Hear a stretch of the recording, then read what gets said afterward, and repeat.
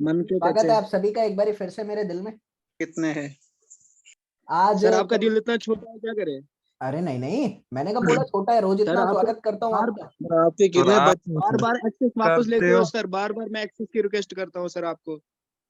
मैं समझा नहीं, दोबारा बोलो। वन लाइन ईयर की एक्सेस है गुड ना इवनिंग सर, सर। आप वापस लेते हो, दिल से लगती है सर। वैसे मैं अच्छा, नोट्स अपने खुद के बना रहा हूँ सर, एज इट इज जैसे आप पढ़ाते हो। नहीं नहीं बट वो तो कहीं कहीं ठीक पे है। पॉइंट देखो वहां पे यार, होता है ना एक्स्ट्रा। मैं आपको बताऊं क्या है ना कि वन लाइनर के एक्सेस मैं आपको दे दूंगा, दोबारा दोबारा भेज दिया करो। वो क्या होता है कि अकेला नहीं होता मैं, मेरी टीम पीछे होती है मेरे, तो वो लोग ओके सर। अपडेट करते रहते हैं ना, तो रिमूव कर देते हैं वो। ठीक है ना। दिल पे और लगता है सर जब इमोशनल रिमूव। ब्लैकमेल का पॉइंट आपका अच्छा था कि दिल आपका छोटा है, मतलब बंदा नहीं सर चाहकर भी मना ना कर सके। बढ़िया। तो लेडीज एंड जेंटलमैन, आज अपने को नया सब्जेक्ट स्टार्ट करना है। हाइड्रोलिक्स का ही एक पार्ट आता है that is known to be as open channel flow. छोटा सब्जेक्ट है, कोशिश करूंगा 2 और मैक्सिमम 3 दिन में आपका ये पूरा सब्जेक्ट ही कंप्लीट हो जाएगा।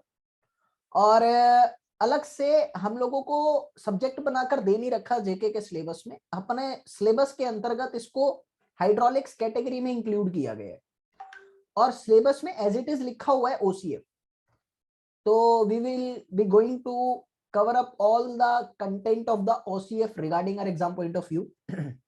आज स्टार्ट करना था टर्बुलेंट, लेकिन मैंने सोचा कि पहले OCF कंप्लीट कर लेते हैं, दिमाग से एक सब्जेक्ट वाला टॉपिक निकल जाएगा, उसके बाद फिर मैं इसको लेकर आऊंगा। ठीक है, चलो। और मैं आपको बता दूं, जो बच्चे बाकी एग्जाम की भी तैयारी करते हैं, जैसे जरूरी थोड़ी है कि सिर्फ एक ही एग्जाम में रहोगे, सेंट्रल गवर्नमेंट के भी एग्जाम की तैयारी तो करोगे, तो उसमें पूरा सब्जेक्ट है, अपन इसको ऊपर तक का लेवल कवर अप कर देंगे, क्योंकि हमारे एग्जाम के सिलेबस में पूरे सिलेबस का मतलब देखें तो अलग अलग मेंशन नहीं है, सिर्फ ओसीएफ है। ठीक है, चल। तो एक बारी पूछने की जरूरत नहीं है, आज तो सब मतलब आवाज वो सब आ रही होगी। हाँ ठीक है। ये चक्कर है, इरेजर काम नहीं।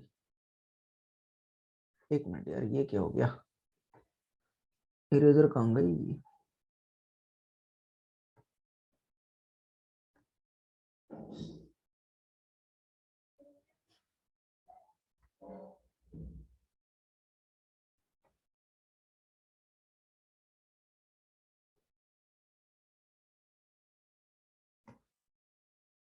अरे 2 मिनट यार, इसमें इरेजर कहाँ गई अब?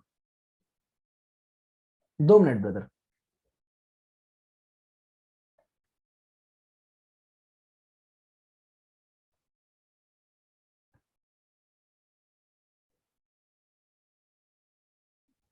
दो मिनट रुकना।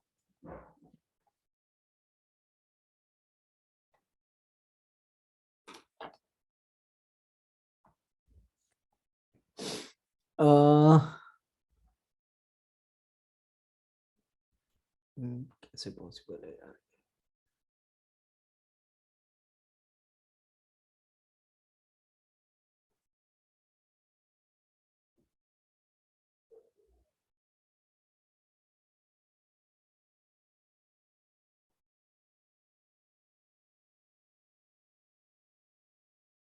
ओके, तो लेडीज एंड जेंटलमैन, बात आती है यहां पर कि ओपन चैनल फ्लो है क्या। जी गेट के लिए काम आएगा ये आपका। ओपन चैनल फ्लो है क्या? If I am saying about the open channel flow, तो हमारे आसपास चैनल की बात को समझते हैं। चैनल क्या होता है? चैनल कोई भी एक नाली, अगर मैं हिंदी में इसको बात कहूं तो एक नाली, वो नाली जिसमें से पानी पास करे, that is known to be as the open channel. अब पानी जिस नाली में से फ्लो कर सकता है उसको अपन चैनल का नाम दे रहे हैं। अब जरूरी नहीं है कि नाली छोटी हो, बड़ी भी हो सकती है, ऑब्वियसली हो सकता है। तो बात आती है यहां पर लेडीज एंड जेंटलमैन कि अगर हम इसको देखना चाहे तो आई कैन डेफिनेटली से कोई बड़ी सी नाली कैनाल है। आपकी जो नहर होती है, इरिगेशन में आप लोगों को डिजाइन के बारे में भी थोड़ा पढ़ा देंगे, वो नहर क्या है? वो सारी की सारी नाली है। हाँ, अब जब भी इस नहर के अंदर पानी फ्लो करता है, ये मान लीजिए आपकी एक नहर है और ये पीछे की तरफ इस तरीके से चल रही है, इस नहर के अंदर जब पानी फ्लो करता है तो डेफिनेटली इस पानी के ऊपर कौन सा प्रेशर एग्जर्ट कर रहा है? ऊपर से आई कैन से इस पूरे के पूरे पानी के ऊपर एटमॉस्फेरिक प्रेशर एक्सर्ट करता है। कोई दिक्कत तो नहीं है। तो डेफिनेटली आई कैन से यहां पर कि आप लोगों का ओपन का मतलब क्या है? Open means open to atmosphere. Channel का मतलब एक नाली टाइप, एक सेक्शन टाइप जिसमें से पानी फ्लो कर सकता है। अब से हमें सिर्फ इसी कैटेगरी के बारे में पूरा पढ़ना है।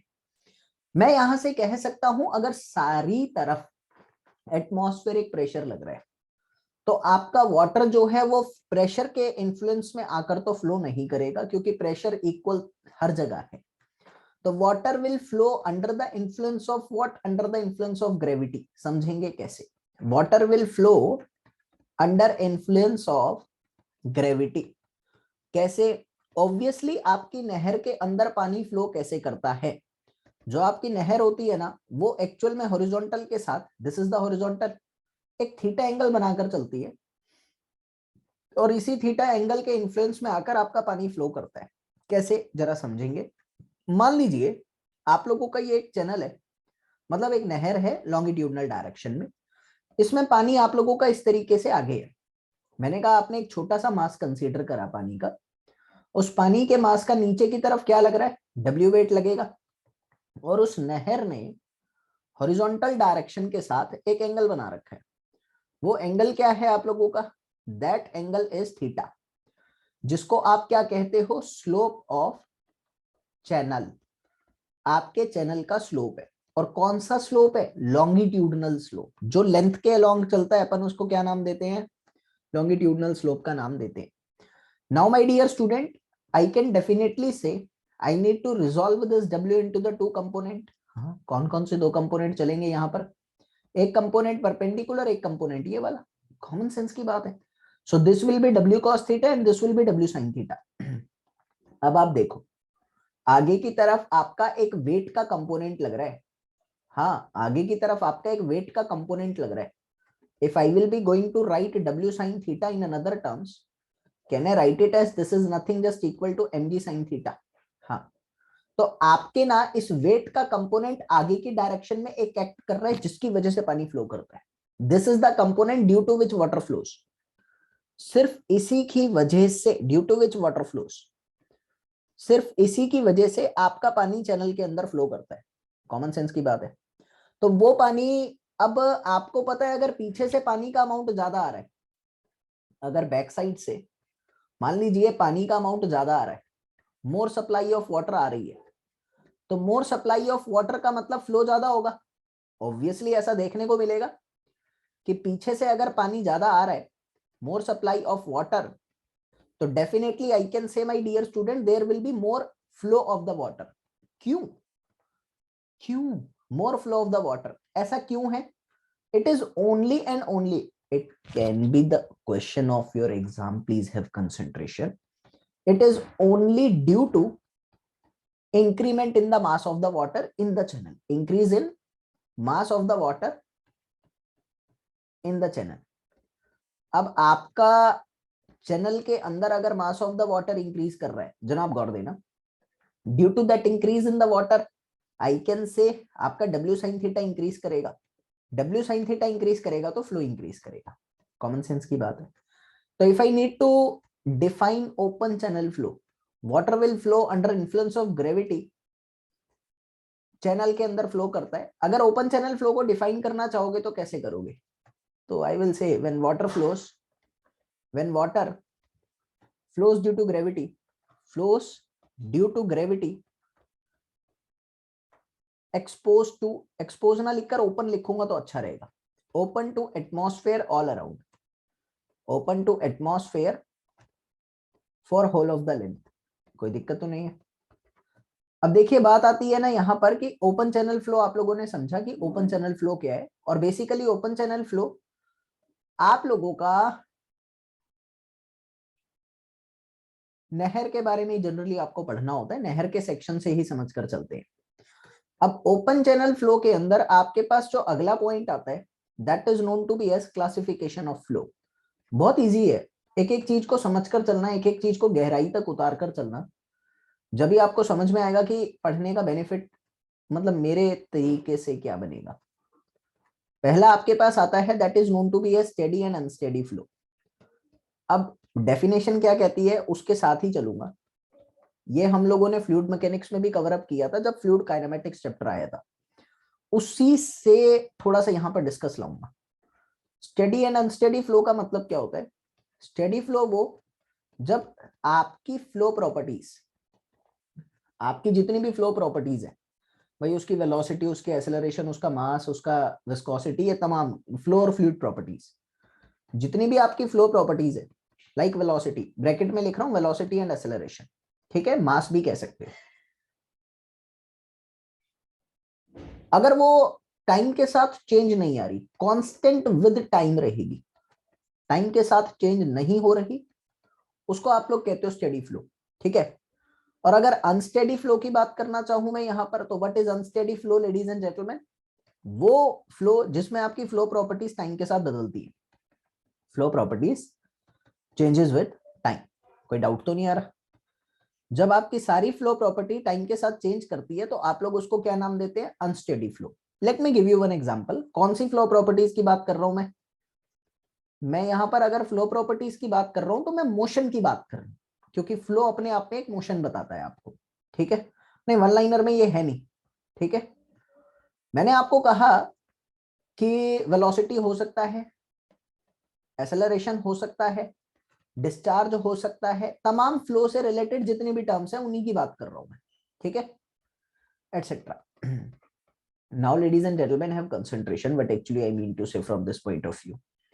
I am saying that जब आपकी फ्लो प्रॉपर्टीज कांस्टेंट रहेंगी टाइम के साथ तो वो क्या चल रहा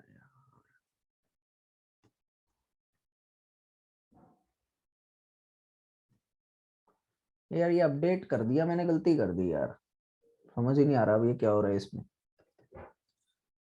मैं अगर आप लोगों को कहता हूं कि आपकी वेलोसिटी टाइम के साथ चेंज नहीं हो रही, इसका मतलब आपकी वेलोसिटी ओवर टाइम का डिफरेंशिएशन जीरो होगा, या फिर मैंने कहा एक्सेलरेशन ओवर टाइम का डिफरेंशिएशन जीरो होगा, या मैंने कहा डिस्चार्ज अपॉन टाइम का डिफरेंशिएशन जीरो होगा। तो जब ये तमाम कंडीशन टाइम के साथ चेंज नहीं हो रही तो डिफरेंशिएशन इनका जीरो है, and it is nothing just said to be as the steady flow. Obviously ऐसा होता है। और अगर यही तमाम condition del V by del T अगर जीरो के इक्वल नहीं है, या acceleration by del T zero के इक्वल नहीं है, then it is said to be as unsteady flow. Are you getting the point? अभी आपको डिफरेंशिएट भी करूंगा, कंफ्यूज मत होना। एक और टर्म मेरे पास आती है that is known to be as uniform flow.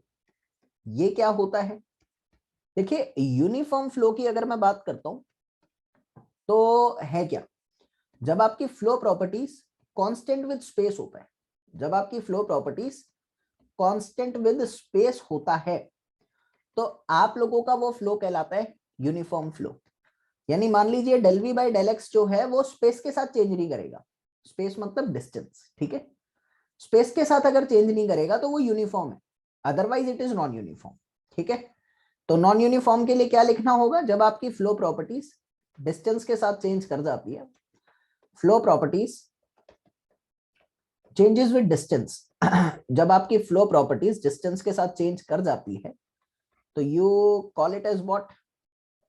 Non uniform flow. Like del A by del X जो है वो बिल्कुल जीरो के इक्वल नहीं आ रहा, इसका मतलब ये नॉन यूनिफॉर्म है।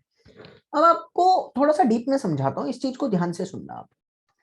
मैंने कहा मान लीजिए जनाब आपके पास एक पाइप है, दिस इज योर पाइपलाइन, और पीछे से पानी आ रहा है, ठीक है। और मैं ये कह रहा हूं कि पीछे से जो पानी आ रहा है अभी वो कांस्टेंट है एक तरह का, मतलब पीछे से सेम अमाउंट ऑफ पानी आ रहा है, कांस्टेंट सप्लाई जा रही है, ठीक है। अगर पीछे से कांस्टेंट सप्लाई आ रही है, आपने कहा इस पाइप का एरिया कैसा है? कांस्टेंट है ना। इस पाइप का एरिया ऑफ क्रॉस सेक्शन तो नहीं बदल रहा, ये एरिया कांस्टेंट है, जो यहां था वही यहां है। This is section 1 and this is section 2। I am saying, आप कहोगे कि सर टाइम के साथ भी पानी नहीं बदल पा रहा। मैंने कहा एक टाइम पे यहां, एक टाइम पे यहां, तो पानी की स्पीड तो सेम होगी अगर पीछे से डिस्चार्ज सेम आ रहा है, तो स्पेस के साथ भी नहीं बदल रहा। और ये कॉमन सेंस की बात है कि स्पेस के साथ नहीं बदलेगा तो टाइम के साथ भी नहीं बदलेगा। इसको डील में समझते हैं, डिटेल में क्या होता है ये।